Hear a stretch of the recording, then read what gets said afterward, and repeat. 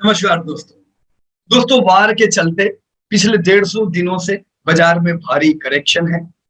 ये करेक्शन में कौन सी कंट्री का इंडेक्स कैसा परफॉर्म कर रहा है, इंडिया कहाँ पे स्टैंड होता है और इन चीजों के बेसिस पे हम आने वाले समय में इंडिया से क्या उम्मीद रखें।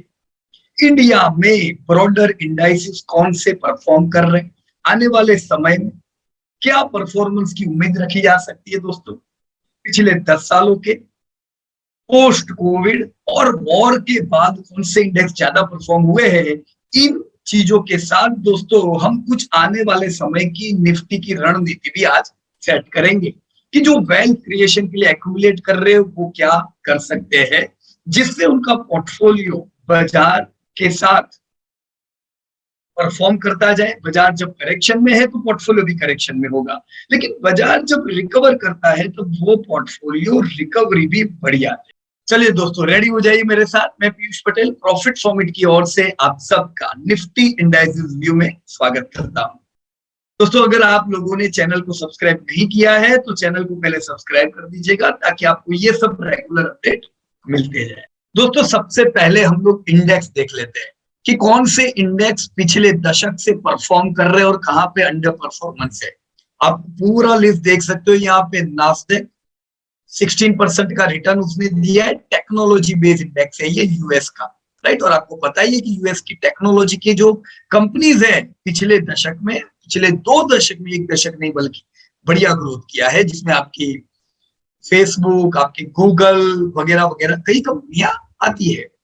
हाई परफॉर्मेंस पिछले दशक का 16% का। निफ्टी 50 दोस्तों दुनिया का दूसरे नंबर का सबसे तेज परफॉर्मर इंडेक्स है मेजर इकोनॉमी में, तो ये हमारे लिए शान की बात है, गर्व की बात है। निकी 12%, डाउ जोन्स 10%, ये कुछ टॉप परफॉर्मर है। अंडर परफॉर्मर्स अगर वर्ल्ड वाइड देखे तो हैंग सेंग ने 0% का रिटर्न दिया है पिछले पूरे दशक में। इवन चाइना का Shanghai 3%, FTSE from UK 3%, Thailand 3%, South Korea 4%। ये सब कुछ दशक के अंडर परफॉर्मर है। तो ये डेटा को देख के इतना हम लोग कह सकते हैं कि इंडिया आउट परफॉर्म कर रहा है। और वो भी आप यूएस का डाउ जोन्स देखो, उसको भी हमने आउट परफॉर्म किया है पिछले पूरे दशक में। क्योंकि दोस्तों हम सब लोग वाकिफ है कि इंडिया की जो इकोनॉमी है वो जबरदस्त ग्रोथ कर रही है। इनफैक्ट वर्ल्ड से दुगना ग्रोथ करती है, और ये जो डेवलप्ड इकोनॉमिक्स है इनसे तो हम 3 गुना ज्यादा ग्रोथ कर रहे हैं, राइट। लेकिन कोविड के आने के बाद दोस्तों क्या हुआ, कोविड आया, धड़ाम से बाजार गिरा और कोविड निकल भी गया। तो पोस्ट कोविड अभी हम एक स्थिति पे बैठे हैं, 2 साल पूरे गुजर चुके हैं। अभी तक अगर हम प्री कोविड लेवल से इसको कंफर्म करें तो क्या इफेक्ट है।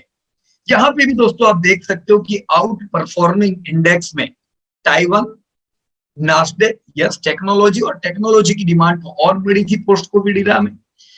और हमारा निफ्टी 50 12% का रिटर्न, यानी आप देख सकते हो दोस्तों इंडिया पोस्ट कोविड भी वर्ल्ड के टॉप परफॉर्मिंग इंडेक्स में है।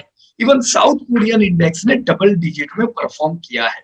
यहाँ पे आप डाउ जोन्स देखो तो दोस्तों खाली 8% का रिटर्न है। तो हमने डाउ जोन्स से 50% ज्यादा रिटर्न किया है, या आपको ये डेटा देख के पता चलता है। तो yes, even in a decade, even in during post Covid era, Nifty is outperforming Dow Jones and many other economies. यहाँ पे आप अंडर परफॉर्मेंस की अगर श्रेणी देखें तो हैंगसेंग 11% अभी भी कोविड के इरा से डाउन है, तो बड़ा अंडर परफॉर्मेंस है। Even Thailand is underperforming, FTSE, Shanghai, this all are underperformers. Even Indonesia only 4% return, right. तो पोस्ट कोविड इरा में भी आपका निफ्टी शाइन कर रहा है। पोस्ट वॉर क्या, हम दोस्तों मुश्किल से पोस्ट कोविड इरा से बाहर उभरते जा रहे थे। ज्यादातर कंट्रीज दुनिया के वापस ग्रोथ के फेज पे आ रहे थे, और इतने में एक बड़ा नया प्रॉब्लम आया जो कि वॉर का था। तो वॉर जब आई तब वापस से मुश्किल का सर्जन हुआ। इन्फ्लेशन हाई हो जाता है जब वॉर आता है, क्योंकि कुछ कंट्रीज के ट्रेड डिसरप्शन बढ़ते हैं। ट्रेड डिसरप्शन की वजह से ऐसे कंट्रीज जहां पे एक्सपोर्ट प्रोडक्ट का ज्यादा होता था या इवन इंपोर्ट ज्यादा होता था, इंपोर्ट अगर वो कंट्रीज में ज्यादा होता था तो वहां की डिमांड कम होती है। एक्सपोर्ट अगर वो कंट्रीज ज्यादा करती थी कोई प्रोडक्ट की तो उसकी रेट बढ़ जाते जो इन्फ्लेशन को बढ़ावा देते। पोस्ट वॉर सिनेरियो में हम देख पा रहे हैं दोस्तों सबसे बड़ी मार नास्डेक को पड़ी है। तो ये वो नास्डेक है टेक्नोलॉजी रिलेटेड कंपनी जो आउट परफॉर्म कर रहा था, लेकिन वहां पे हमको पता है दोस्तों ट्विटर में क्या हो रहा है, नेटफ्लिक्स के साथ क्या हुआ और फेसबुक के साथ क्या हुआ, ये सब करीबन आधे हो चुके हैं। इनकी वजह से नास्डेक इंडेक्स को बड़ा फटका लगा है। तो सबसे अंडर परफॉर्मर साउथ कोरिया और नास्डेक है। हैंगसेंग 38%, वो ऑलरेडी अंडर परफॉर्मर था कोविड इरा में और वार में उसको और बड़ा धक्का दिया है।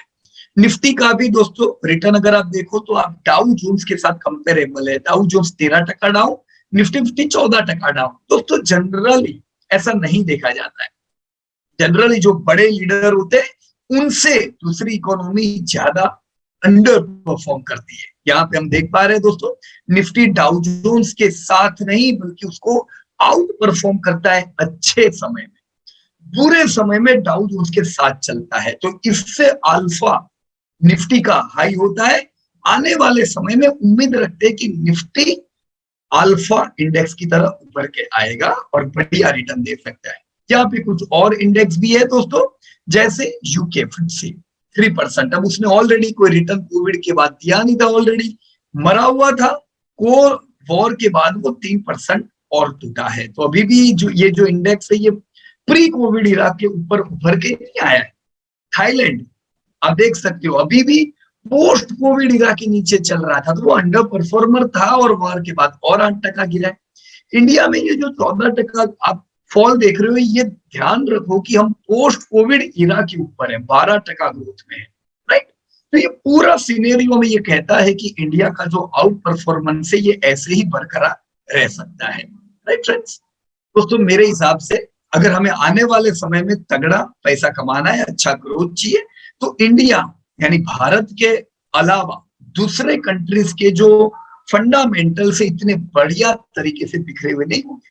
सबसे तेजी से बढ़ता हुआ इंडेक्स भारत उभर के बाहर आएगा, क्योंकि जो जीडीपी ग्रोथ है, आज भारत का जीडीपी ग्रोथ आने वाले 3 दशकों में दोस्तों यहां से 10 गुना होने की उम्मीद है, जो बाजार को 10 गुना नहीं 15 गुना भी कर सकता है, राइट। सो ओवरऑल निफ्टी 50 पूरी दुनिया में शाइन करता रहेगा। अब दोस्तों इंडिया के डेटा अगर हम देखें तो पिछले दशक में आप देख सकते हो निफ्टी आईटी का 18% कगार का रिटर्न रहा है। तो निफ्टी 50 जो है उसके 12% रिटर्न, ये सब उसके आउट परफॉर्मर है। दोस्तों निफ्टी आईटी हमेशा ध्यान रखना चाहिए, क्योंकि ये वो सेक्टर है जिसका परफॉर्मेंस सॉलिड रहता है। आपने देखा होगा इवन जब हम इंडिया को परफॉर्म कंपेयर कर रहे थे दूसरी कंट्री के साथ, तो नास्डेक जो कि टेक्नोलॉजी सेक्टर है आपके यूएस का, उसका रिटर्न बहुत ही अच्छे थे, राइट। यहाँ पे हम देख पा रहे हैं 18% 10 साल के रिटर्न। नेक्स्ट 50 अगेन दोस्तों नेक्स्ट 50 पे भी ध्यान रखना चाहिए, क्योंकि नेक्स्ट 50 वो इंडेक्स है जिसमें से उभर के लीडर निफ्टी 50 में जाएंगे। नेक्स्ट 50 के भी रिटर्न 15% है, जो कि बहुत ही अच्छे।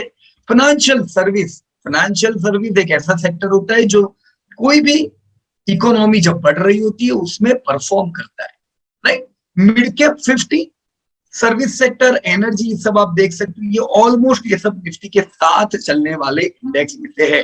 Mid cap, service, energy, consumption, Nifty bank, Nifty 500, right. Nifty 500 भी एक देखने लायक इंडेक्स होता है, क्योंकि निफ्टी 500 में overall majority of the performing index आ जाते हैं, परफॉर्मिंग स्टॉक्स आ जाते हैं। जैसे हम लोग भी, हमारा जो इंडिया फ्रंट रनर फंड है, हम इंडिया फ्रंट रनर फंड में ज्यादा फोकस करते हैं निफ्टी 500 की कंपनीज के ऊपर, क्योंकि अलग अलग सेक्टर की परफॉर्मिंग कंपनियां कहीं ना कहीं निफ्टी 500 में छुपी हुई होती है। इसी में से उभर के कल निफ्टी 50 में कंपनियां बहुत सी आने वाली है। तो even we focus for our India front runner fund where at Nifty 500। तो ये एक बढ़िया सेक्टर रह सकते हैं फोकस के लिए। फिर ये आपके आउट परफॉर्मर है, उसके साथ अंडर परफॉर्मर भी देख लेने चाहिए। तो पिछले दशक के ये सब underperformer. Nifty PSU bank, आप जानते हैं दोस्तों government banking. Overall PSU bank हो, CPSC, public sector enterprises, Nifty media, ये 3 सेक्टर तो वैसे भी अंडर परफॉर्मर है, क्योंकि पहले अगर हम 2 दशक पहले की बात करें तो यही सेक्टर है जहां से टॉप की कंपनीज इंडिया में हुआ करती थी। इन्हीं कंपनियों का बोलबाला था, निफ्टी 50 नहीं बल्कि टॉप 10 कंपनियों में। पर जैसे जैसे हमने देखा कि प्राइवेटाइजेशन हुआ, प्राइवेट कंपनियों का परफॉर्मेंस बहुत अच्छा रहा गवर्नमेंट कंपनियों के आगे। आप देख सकते हो खाली 4 से नेगेटिव रिटर्न दिए गवर्नमेंट कंपनियों ने, राइट। यहाँ पे मीडिया भी अंडर परफॉर्मर रहा है। मीडिया का अंडर परफॉर्मर में ये भी एक दोस्तों एक टेक्नोलॉजी रिलेटेड सेक्टर जरूर हुआ, पर मीडिया के बहुत से ऑप्शन आते जा रहे हैं। जैसे बरसों पहले हम लोग भी सन टीवी रिकमेंड करते थे। अब Sun TV is a debt free company, तगड़े मार्जिन है, अभी भी प्रॉफिट कर रहे हैं। अगर किसी ने रखे होंगे तो अभी भी they would be making profit. पर वेल्थ के लिए प्रॉब्लम हो गया यहाँ पे। क्यों? क्योंकि मीडिया के ऑप्शंस कहीं आ गए। ओटीटी प्लेटफॉर्म हो सकता है, डिजिटल मीडिया हो सकता है, राइट। तो डिजिटल मीडिया ने भी झटका दिया है मीडिया को, राइट। निफ्टी 200 रियलिटीज इंडेक्स ने भी दोस्तों बड़ा अंडर परफॉर्म किया है पिछले पूरे दशक में। Even metal index, infra, this all were underperforming index during last whole decade, right. और ये सब जो सेक्टर है, जैसे यहाँ पे आप देखो निफ्टी एफएमसीजी, वैल्यू 20 यानी वैल्यू कंपनीज, प्राइवेट बैंकिंग, ये सब निफ्टी के साथ चलने वाले सेक्टर है, राइट। अब अगर हम पोस्ट कोविड इरा देखें, पोस्ट कोविड के बाद अगर हम देखें तो निफ्टी आईटी ने तगड़े रिटर्न दिए हैं, 23% के ग्रोथ। तो सबसे तेज इंडेक्स अगर कोई है पोस्ट कोविड इरा में तो निफ्टी आईटी। आप निफ्टी एनर्जी भी दोस्तों 18% का ग्रोथ दे रही है, क्योंकि कोविड के बाद जैसे पूरा देश जबरदस्त ग्रोथ में आ चुका है, राइट। इंडिया का जीडीपी जबरदस्त परफॉर्म कर रहा है, तो ऐसे केस में एनर्जी का डिमांड भी बहुत इंक्रीज हुआ है। तो आपने देखा होगा पिछले 2 साल में एनर्जी की कंपनी अभी परफॉर्म कर रही है, राइट। यहाँ पे और अगर हम परफॉर्मेंस देखें तो ये आपका निफ्टी मेटल डबल डिजिट नहीं बल्कि 24% के ग्रोथ से बढ़ रहा है, इसने परफॉर्म किया है पोस्ट कोविड।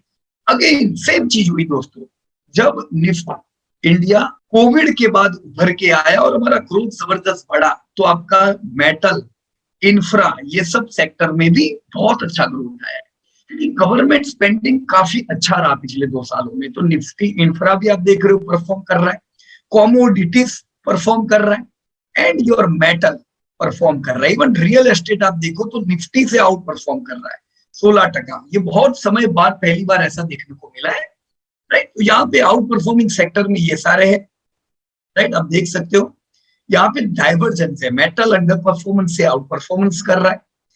कोई भी कंट्री जो डेवलपिंग से डेवलप स्टेट पे जा रही होती है वहां पे इंफ्रा स्पेंडिंग होता है, राइट। पर ये साइक्लिकल कुछ सेक्टर होते हैं, बहुत ज्यादा इन्वेस्ट नहीं करना चाहिए, पर उभरती इकोनॉमी में इंफ्रा, मेटल, कमोडिटीज पे ध्यान रखना चाहिए दोस्तों, राइट। तो real estate, infra, commodities, this all were good sector. Value 20 जो निफ्टी 50 को आउट परफॉर्म कर रहे हैं, राइट। और यहाँ पे कुछ अंडर परफॉर्मर अगर आप देखो तो निफ्टी फाइनेंशियल सर्विस ने दोस्तों पूरा अंडर परफॉर्म किया हुआ है। कैसे? कोविड के बाद दोस्तों क्रेडिट ग्रोथ इतना अच्छा नहीं रहा है। तो क्रेडिट ग्रोथ जब इतना अच्छा नहीं रहा तो जो फाइनेंस की कंपनियां हैं उनको भी डिमांड में इसकी इफेक्ट आई। इवन बैंकिंग भी इसकी वजह से अंडर परफॉर्म कर रहा है, ओवरऑल निफ्टी बैंक, राइट। तो यहाँ पे आप देखो तो financial service is an under performing sector post Covid, along with even Nifty bank is under performing. ये हमने बहुत सी बार कहा भी है दोस्तों, कोविड के बाद रिकवरी आई तब से हम लोग कह रहे हैं कि Nifty bank would be under performing Nifty, right. यहाँ पे Nifty bank and financial services के बाद दूसरे जो अंडर परफॉर्मर नाम है उसमें एक प्राइवेट बैंकिंग आप देखो 2% है, राइट। और अंडर परफॉर्मर मीडिया नेगेटिव, ना पहले रिटर्न दिए ना ये पोस्ट कोविड रिटर्न दिए। You can see government bank, देखो प्राइवेट बैंक 2%, तो गवर्नमेंट बैंक तो बिल्कुल -6% है। तो अगर आप लोगों के पास गवर्नमेंट बैंक थी प्री कोविड, अभी पोस्ट कोविड इरा चल रहा है तो अभी भी रिटर्न -6% है। गवर्नमेंट बैंकिंग में दोस्तों हम लोग जो रिकमेंड करते थे बरसों से एसबीआई बैंक, तो एसबीआई बैंक के रिटर्न फिर भी अच्छे हैं, right. But yet your overall government banking is underperforming, right. Media we already discussed, dividend opportunity, dividend देने वाली कंपनियों ने भी अंडर परफॉर्म किया है। ग्रोथ 15 यानी ग्रोथ ओरिएंटेड जो सेक्टर है उन्होंने अंडर परफॉर्म किया है। प्राइवेट बैंक हमने बात कर दी। अब यहाँ पे जैसे एचडीएफसी बैंक आपकी लीडिंग बैंक है प्राइवेट बैंकिंग में, आपने देखा होगा कि एचडीएफसी बैंक जो इतनी बढ़िया बैंक है उसका भी परफॉर्मेंस निफ्टी से अंडर परफॉर्मेंस हुआ है। क्यों? क्योंकि ओवरऑल बैंकिंग ने अंडर परफॉर्म किया और प्राइवेट बैंकिंग के रिटर्न तो खाली 2% है, राइट। एफएमसीजी हम बहुत अंडर परफॉर्मेंस नहीं कर सकते, बट स्टिल यस 8% यानी बहुत ही निफ्टी को आउट परफॉर्मिंग रिटर्न यहाँ पे नहीं पाए गए, राइट। अगर आप पोस्ट वॉर देखो, पोस्ट वॉर तो क्या हाल है, चलो देख लेते हैं। दोस्तों पोस्ट वॉर आपके जो निफ्टी है उनके रिटर्न तो नेगेटिव है, बराबर ना, कितने, -14%। पर फिर भी एनर्जी सेक्टर परफॉर्म कर रहा है। तो एनर्जी में आप गिन सकते हो, आपकी पावर ग्रिड आती है जो सबसे बढ़िया कंपनी है एनर्जी की, राइट। उनके अलावा भी कई कंपनीज है, but yes Power Grid is among top companies we can invest for long term wealth. Even IEX Indian Energy Exchange जो कि एनर्जी का एक्सचेंज है, राइट, ये भी एक टॉप परफॉर्मर हो सकता है ऐसे केसेस में। पर एनर्जी ने आउट परफॉर्मेंस किया है नेगेटिव समय में भी, राइट। परफॉर्मर अगर पूरी लिस्ट में कोई है तो वो तो खाली एनर्जी है, बराबर। उनके अलावा अगर निफ्टी से ज्यादा गिरने वाले अगर हम इंडेक्स देखें तो देखिए, एक तो आपका निफ्टी आईटी है जिसने बुरा परफॉर्मेंस दिया वॉर के बाद, क्योंकि वॉर हो रहा है डेवलप कंट्रीज के बीच में। डेवलप कंट्रीज के बीच में जब वॉर होता है, आपकी आईटी की कंपनियां सर्विस डेवलप कंट्रीज को देती है, तो डिमांड में इफेक्ट आएगी और हम देखेंगे इससे सेल्स डाउन होंगे आपके आईटी के। तो ये एडवांस में आपने देखा उसके रिटर्न पे इफेक्ट आया। Financial service is under performing -20। देखो ना, वो पहले परफॉर्म किया उसने कोविड के बाद, ना अभी परफॉर्म कर रहा है, राइट। निफ्टी बैंक -16, तो आपके निफ्टी से थोड़ा ज्यादा अंडर परफॉर्म कर रहा है, पर उसने पहले भी परफॉर्म नहीं किया था, राइट। और कुछ अगर यहाँ पे अंडर परफॉर्मर की लिस्ट में देखे तो रियल एस्टेट को एक झटका लगा है दोस्तों। इसका कारण भी यही है कि जब वॉर की स्थिति हुई, इन्फ्लेशन बढ़े, तो इतना तय था कि भाई इंटरेस्ट रेट बढ़ेंगे, इंटरेस्ट रेट बढ़ेंगे तो इससे रियल एस्टेट की डिमांड को इफेक्ट आती है, राइट। रियल एस्टेट की कंपनियां सब डेट बर्डन वाली होती है, तो उनपे भी बोझ होता है, तो डिमांड में भी कमी, प्रॉफिटेबिलिटी में भी कमी। तो रियल एस्टेट में बड़ा झटका देखा गया, -24% का। Same thing in small cap.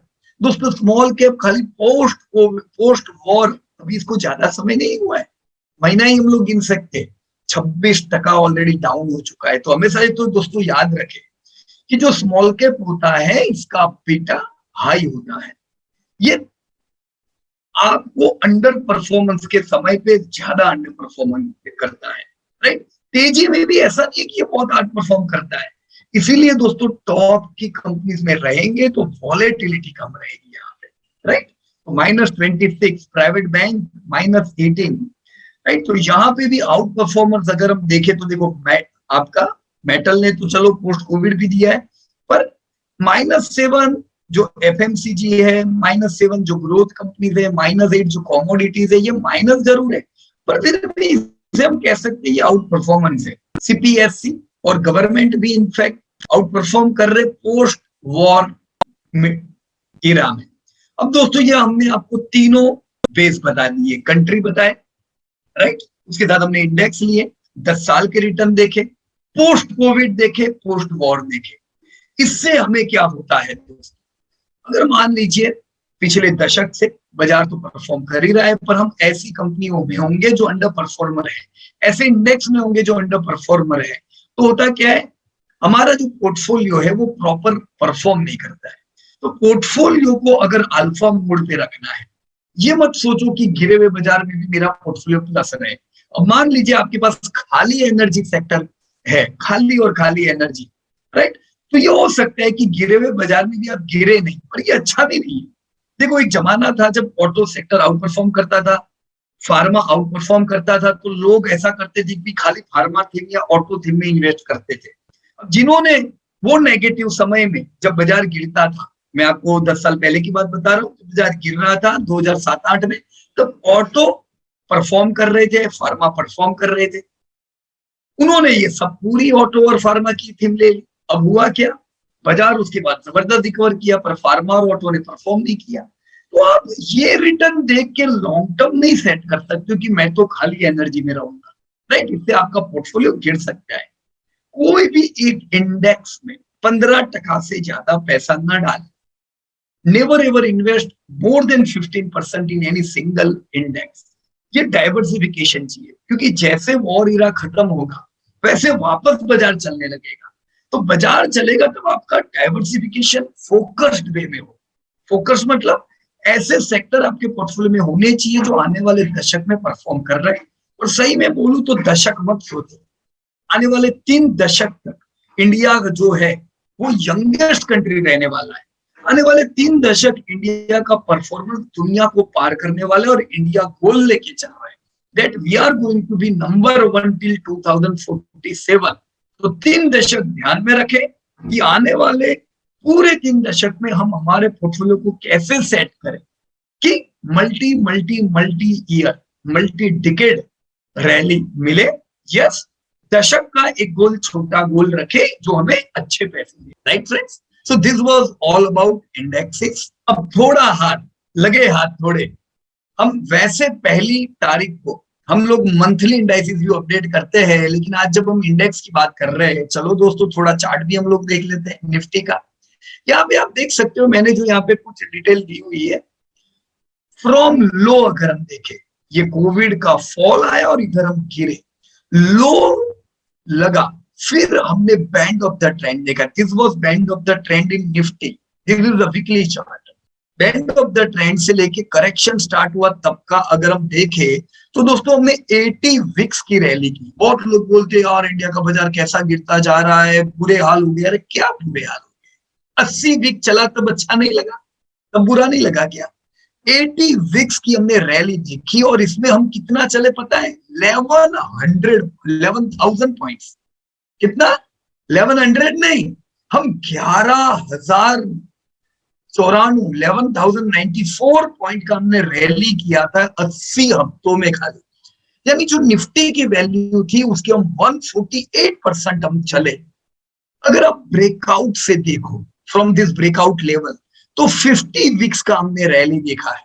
और ये ब्रेकआउट के बाद भी हम लोग 6174 पॉइंट्स चले, 50% निफ्टी में हमने अपसाइड देखा। So that was huge and wonderful rally. तो ऐसी रैली देखनी हो तो ऐसे फॉल में माल लेना पड़ता है। फॉल में हम सिर्फ गाने गाएंगे, सैड सॉन्ग गाएंगे, बुरी बुरी कहावतें गिनाएंगे तो क्या होगा? फॉल के दरमियान जिन्होंने माल कोविड में लिया था उनको ये रैली का फायदा हुआ। याद रखना, जो लोग स्टेबल की बात करते हैं, जो लोग बाद में बाजार अच्छा हो तब लेंगे बोलते, वो लोग सब रैली में घुसते। अभी भी दोस्तों 29 वीक से एक करेक्शन मोड चालू हो गया है।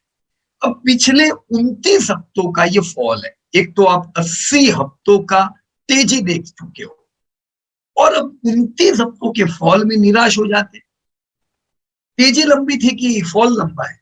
देखो जनरली तो तेजी इतनी लंबी नहीं होती है, फॉल लंबे होते हैं। पर फिर भी फॉल में बाजार इतना नहीं गिरता है, वो खाली बोर करते हैं। आपको आदत होती है रोज पोर्टफोलियो देखने की, तो वो आपकी इन आदत का फायदा उठाते हैं। उनको पता है आप देख के निराश हो जाओगे, यार मेरा पोर्टफोलियो बढ़ता ही नहीं है, बेचो इसको। और तभी ये बड़े खिलाड़ी आके माल लेते। याद रखने का दोस्तों, सबसे बड़े बाइंग लोअर लेवल पे आते हैं, ये मैंने 1000 बार कहा है।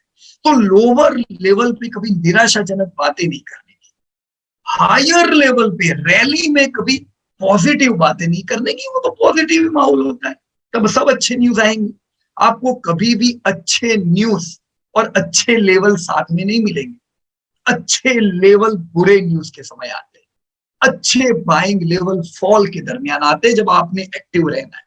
तो अभी भी दोस्तों 29 वीक से 2933 पॉइंट का हम फॉल देख चुके, 16% बाजार गिरा। अब मेरे को समझाओ जरा कि इसमें निराशा होने की कौन सी बात? 150% बाजार चला तब आपको निराशा नहीं, 50% बाजार चला तब कुछ नहीं, और अब खाली 16% गिरा। इसमें 23% फॉल तो एकदम नॉर्मल होता है, तो हम कुछ भी नहीं गिरे। अभी 23% तो गिरने चाहिए, इट्स नॉर्मल, राइट। पर 16% में निराश मत हो जाओ, लेकिन ओवरऑल गिरावट में एक्यूमुलेट करो। वो परफेक्ट लेवल की मोमबत्ती लेके घूमना नहीं, मैं इधर ही बाय करूंगा, वो लेवल के लिए कैश होना चाहिए, वैसे बाय करे पर पूरे फॉल में एक्यूमुलेट करे, राइट। ये फॉल को देख के सीधा क्लियर आइडिया आ रही है 29 वीक का फॉल। मैं इसे दो फेज में देख पा रहा हूं, हम गिरे, रिकवर हुए और गिरे, this was phase one, right. तो ये पूरा फेज वन था। उसके बाद ये हमने एक्स वेव देखा जहां पे हम 80% रिट्रेस हुए और मोर देन 80%। तो ये पूरा फेज, उसके बाद ये सेकंड फेज हमारा चालू हुआ है। तो इसीलिए दोस्तों हम लोग जनरली कहते हैं कि जितना समय और जितनी मार फर्स्ट फेज में हुई, उतना समय और उतनी मार सेकंड वेव में होनी चाहिए, राइट। तो इसीलिए हमने आपको गोल क्या दिए हुए है, राइट। देखो यहाँ पे हमारे जो गोल है दोस्तों, यहाँ पे ये जो पहला फेज है, ये हम 20 हफ्ते टूटे थे, 20 वीक्स और 2933 पॉइंट्स। तो फर्स्ट फेज अगर 20 वीक्स और 2933 पॉइंट का है, तो दूसरा फेज उसको मिरर करने का प्रयास कर सकता है। रिकवरी हमारी फेलियर रही, 80% की रही, तो सेकंड फेज अगेन कितना रह सकता है, 20 वीक्स और 2933 पॉइंट्स। अब उसमें से 1 2 3 4 5 वीक्स तो ऑलरेडी बीत चुके हैं, राइट। तो कितने बाकी और 20 वीक का करेक्शन रह सकता है। टोटल हम अभी से 2500 पॉइंट करेक्ट हो चुके हैं, अब होने तो खाली 2933 है, तो 500 पॉइंट बाकी है। तो आपको क्या लगता है 20 हफ्ते में दूसरा खाली 500 पॉइंट? तो ऐसा नहीं होता है। क्या होता है दोस्तों, जो भी फॉल होते हैं, हम भले 20 वीक्स के कहे, लेकिन रिकवरी भी तो आती है। क्या ये 20 वीक का फॉल कंटिन्यू था? क्या ये रिकवरी नहीं आई थी 4 हफ्ते की, राइट। इसी प्रकार से हम यहाँ पे भी रिकवरी देखेंगे, रिकवरी और फॉल मिलके 2933 पॉइंट होता है। यूं ही आंख बंद करके नहीं सोच लेने का कि 29 हफ्ते टूटेंगे तो भागो सब माल बेच के। नो फ्रेंड्स, टूटेंगे भयंकर। जो हम टूटे, देखो खाली 5 हफ्तों में 2500 पॉइंट, तो लोगों को पसीने निकल जाते हैं ऐसे समय पे। ये समय पे जब लोगों को पसीने निकले, तब हमें एक्टिव रहना चाहिए बाइंग के लिए। इस फेज में, सेकंड फेज में, अभी हम 5 हफ्ता टूटे, 2 हफ्ता टूटे, 1 हफ्ता आराम किया, तो वापस 2 हफ्ता टूटे, तो फिर दैट्स गुड। मिरर कर रहा है कि नहीं कर रहा है, राइट। यहां से एक रिकवरी की उम्मीद रखनी चाहिए दोस्तों, राइट। ये वैसे भी लोअर ट्रेंड है, बराबर। नीचे 100 वेमा का सपोर्ट है, 100 वेमा का सपोर्ट है। तो ये पूरी रेंज में एक्यूमुलेट करो ताकि यहां से अच्छी रिकवरी हमें देखने को मिले, राइट। ये तो प्लानिंग हुआ कि चलो 20 हफ्ते और 2900 पॉइंट का फॉल। लेकिन अगर बीच में कहीं पे वॉर रुक गया तो आपको बढ़िया रिकवरी दिख सकती है, क्योंकि ये सब मुश्किलें आई किसकी वजह से है, मूल फंडामेंटल क्या है, वॉर। तो वॉर निकल जाता है तो आप बढ़िया रैली देखोगे। तो कोई पॉइंट का वेट नहीं करने का, राइट। पूरे फॉल में एक्यूमुलेशन करो ताकि ये फॉल के बाद जब अगेन आपको रैली मिले, देखो 19,600 का टारगेट तो आना है, वो तो आपका पुराना टारगेट है, तो आप 19,600 पे कुछ प्रॉफिट बुक कर सको 5-1% जितना।